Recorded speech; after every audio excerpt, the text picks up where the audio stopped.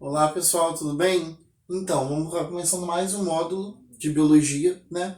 Agora a gente vai estar falando de citologia, tá? E esse módulo ele é muito extenso, né? São vários capítulos. Essa primeira aula é a aula mais tranquila, que é só uma introdução à citologia. E a mesma introdução é uma coisa extensa, então eu divido em duas aulas, na verdade. Então essa primeira sequência de vídeos vai ser metade dessa aula e a próxima sequência vai ser a outra metade, tá bom?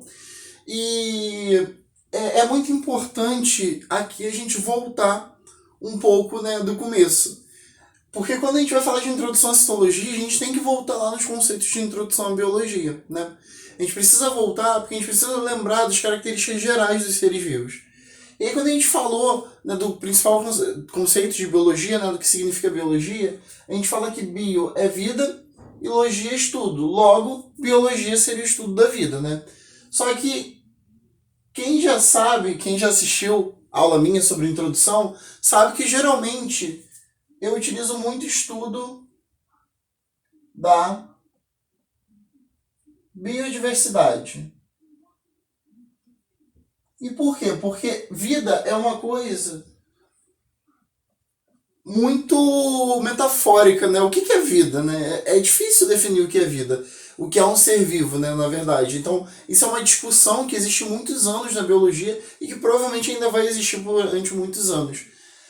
Mas uma coisa que a gente trata muito, né? Que é o principal, que eu acredito que seja uma das principais discussões dentro da biologia, é se tratando da célula, né? Se tratando de um ser vivo ou não vivo, tendo a presença ou a ausência de célula, né?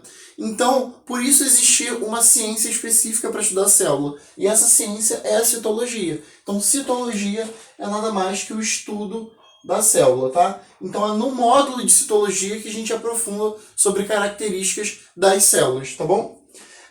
E essa citologia, ela vem a se desenvolver a partir do desenvolvimento de uma teoria que é chamada de teoria celular, tá? Então, essa teoria celular, ela foi desenvolvida a partir do estudo, né? A gente tem todo um histórico até desenvolver essa teoria celular, né? A partir do desenvolvimento de aparelhos e utensílios específicos para estudos das células, né? No próximo vídeo eu vou falar um pouco mais do microscópio, por exemplo, que é o nosso principal equipamento utilizado para estudar as células. Mas basicamente essa teoria celular, quando ela vai ser construída, ela vai dizer pra gente que todo ser vivo é formado por célula. Então essa célula, ela passa a ser a unidade básica da vida.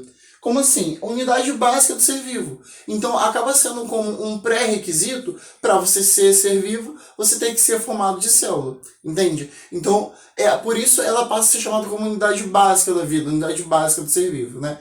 Definir célula é muito difícil, né? A gente pensa, os primeiros pesquisadores que pensaram no nome célula estavam pensando célula relacionada a uma cabine ou algo do tipo, né? Então a tradução literal seria uma cabine ou uma câmara, uma pequena câmara, né?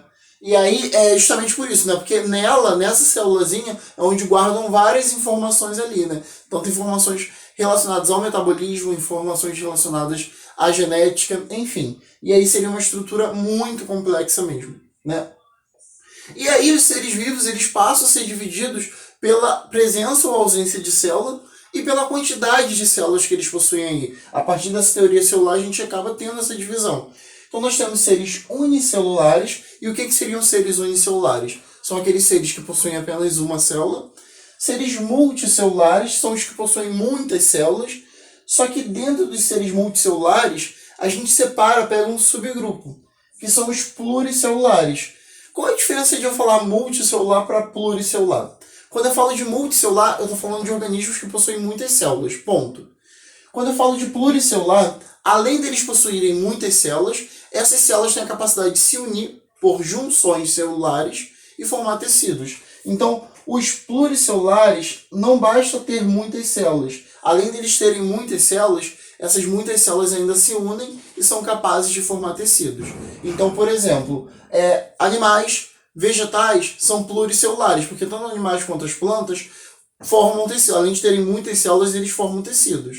Agora, fungo, por exemplo, o fungo tem um monte de célula, mas não forma tecido. Então, ele seria um multicelular. Aí quem seria o unicelular? José, dá um exemplo de unicelular. Unicelular a gente tem as bactérias, por exemplo, né? Que só possuem uma célula. Mas também tem fungos, tipo a levedura, que só possui uma célula também. Então seria um unicelular, tá bem? Então esses grupos passam a ser divididos de acordo com isso. E na verdade tem até um que não tem célula, né? Então seria o acelular. Então o que é acelular? São aqueles indivíduos que não possuem células. E quem estaria dentro desse grupo aqui? Os nossos tão conhecidos vírus, né? E aí entra toda aquela discussão que a gente já traz há um tempo. Será que vírus são ou não são seres vivos, né? Porque se eu coloco a célula como unidade básica da vida, eu estou excluindo os vírus dessa classificação de seres vivos. E aí isso vai levar a uma discussão grande dentro da biologia também, tá? E essa discussão é aprofundada quando a gente pensa nas características que os seres vivos possuem. Então, quando a gente pensa nas características, né, aqui fica mais em destaque assim, essa presença de células. Só que quando a gente desenvolve, a gente vê que não tem só a célula ali, né? São várias características. Então, o ser vivo ele não é formado só de célula. Sim, para o vestibular, você ainda tem que considerar vírus como não ser vivo, como não sendo ser vivo. Mas em nível de graduação, hoje em dia a gente leva essa discussão um pouco mais à frente, né? E grande parte da comunidade científica já considera o vírus um ser vivo, tá bom? Então, presença de células é uma característica. Reações a estímulos, né? Então, responder ao estímulo do meio e se adaptar àquele estímulo, isso é uma outra característica dos seres vivos, tá? CHOMPs, o que são esses CHOMPs? É a composição química, basicamente, né? Então, tem carbono, tá? Hidrogênio, oxigênio, nitrogênio, fósforo e enxofre. Tá? Então, esses são os CHOMPs. É a composição química básica, né, dos seres vivos. E aí você pensa principalmente esses três primeiros como característica básica, mas não que os outros não estejam. Eu posso pegar até os 4. Ou do jeito que você sabe que eu só pego os 5. Né? Então, os CHOMPs são os principais compostos químicos, né, que vão estar constituindo os seres vivos também. Metabolismo. Quando eu falo em metabolismo, eu falo em relações de anabolismo e catabolismo, que vocês vão estudar bem melhor ainda.